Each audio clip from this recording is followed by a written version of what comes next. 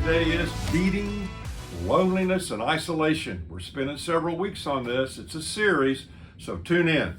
The question today is, how do we move out of loneliness and isolation? Last time we looked at several things we got to do to move out. Number one, you must see that Jesus never meant for you or me to go it alone in this life as a follower of his. Never meant. There's nowhere in the Bible where it says, all right, come to know Christ and then you're on your own. Never. Now, here's the problem. A lot of people come to know the Lord and end up going it alone, either because they choose to go alone or there aren't other Christians around them pulling them in, walking next to them. And this is where disciple making comes in. We'll talk about that later. The second one is, you must see that God has a plan for your life.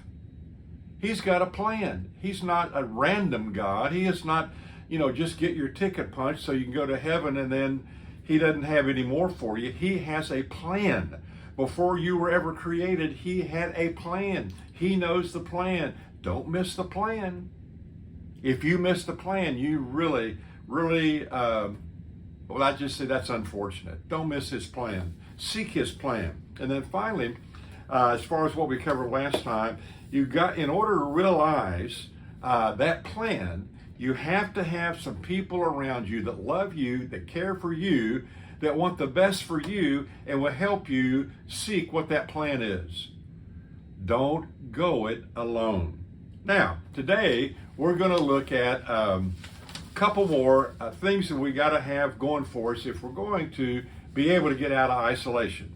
The next one is, you must see the need for a band of brothers or sisters.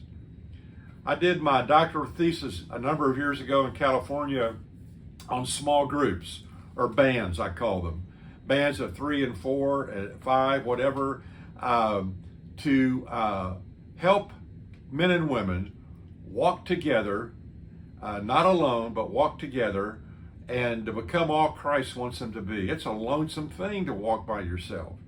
And so Philippians chapter number 2, 25, chapter 2, verse 25 is one of my favorite verses on the Apostle Paul, illustrating that he's got people around him, and there's more than just this verse of others that were around him. But in 2:25 of Philippians, he says, meanwhile, I thought I should send Epaphroditus back to you.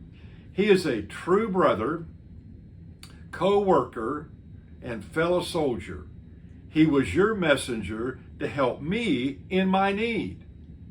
Isn't that interesting? So here was Paul in prison. He had needs, and the people of Philippi send Epaphroditus to Paul to help him in whatever his needs are.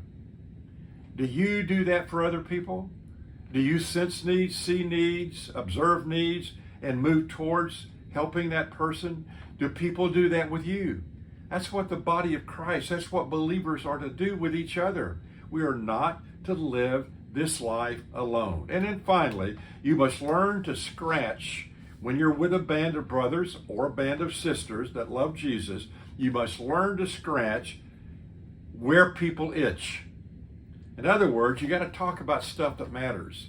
A lot of times we get together and we'll go through a Bible study and we'll give the correct answer and we'll kind of leave it at that. You need to have a band of brothers or sisters that talk about real life in the sense of having a safe place that you can be real. And so again, let me read this to you, and this is a powerful thought as we think about a band of brothers or sisters. Oh, the comfort, the inexpressible comfort of feeling safe with a person, having neither to weigh thoughts nor measure words, but pouring them out, all right out, just as they are, chaff and grain together, certain that a faithful hand will take them and sift them, keeping what is worth keeping, and with a breath of kindness blow the rest away. I pray that you will begin to put together, if you haven't already, a band of brothers, a band of sisters. You'll never regret it.